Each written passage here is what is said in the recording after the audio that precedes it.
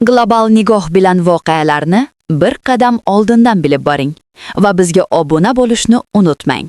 Shimoliy Koreya yetakchisi Kim Chen In o'z qizini voris sifatida tanlagan, deya xabar bermoqda Janubiy Koreya razvedka xizmati.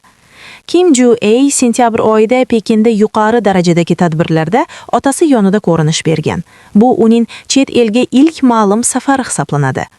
Janubiy Koreya Milliy razvedka xizmati bu xulosaga kelishda bir qator omillarni, jumladan uning rasmiy tadbirlarda tobora ko'proq va muhimroq tarzda namoyon bo'layotganini inobatga olganini bildirdi. Janubiy Koreya Milliy razvedka xizmati shuningdek Kim Ju-ey shu oy oxirida o'tkaziladigan Shimoliy Koreya partiya qurultoyida qatnashadimi yo'qmi diqqat bilan kuzatishini ma'lum qildi. Bu qurultoy har 5 yilda bir marta o'tkaziladigan eng yirik siyosiy tadbirdir. Partiya qurultoyida Pxenyan kelgusi 5 yil uchun tashqi siyosat, harbiy rejalashtirish va yadroviy maqsadlar bo'yicha batafsil ma'lumot berishi kutilmoqda. Payshanba kuni deputat Lee Song-guon jurnalistlarga Ju-ey ilgari Janubiy Koreya Milliy razvedkasi tomonidan vorislikka tayyorlanayotgan deb ta'riflangan bo'lsa, endi u rasman voris etib belgilash bosqichiga o'tganini aytdi. Kim Ju-ey Koreya Xalq armiyasining tashkil topgan kuni, Kumsusan Quyosh saroyiga tashrifi kabi turli tadbirlarda faol ishtirok etgani hamda ayrim davlat siyosatlari bo'yicha o'z fikrini bildirayotgani aniqlangani sababli Koreya Milliy razvedkasi uni endi voris sifatida belgilanish bosqichiga kirganiga ishonmoqda, dedi Lee. Ju-ey Kim Chen In va uning rafiqasi Ri Sol-junning yagona olmaga ma'lum farzandi.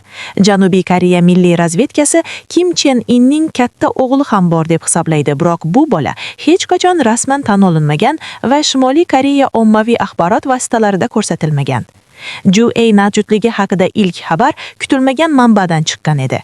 Amerikalik basketbolchi Dennis Rodman 2013-yilda The Guardian gazetasiga bergan intervyusida Shimoliy Koreyaga safari chog'ida chaqaloq Ju-eyni qo'lida ushlab ko'rganini aytgan.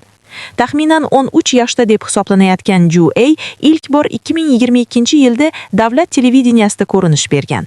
U otasining qo'lidan ushlab, Shimoliy Koreyaning yangi qit'alararo ballistik raketasini ko'zdan kechirayotgani namoyish etilgan. Shundan buyon u davlat ommaviy axborot vositalarida tez-tez ko'rinish bermoqda. U Xitoyning tarixdagi eng yirik harbiy paradida ishtirok etish uchun Pekinga safar chog'ida ham otasiga hamrohlik qilgan.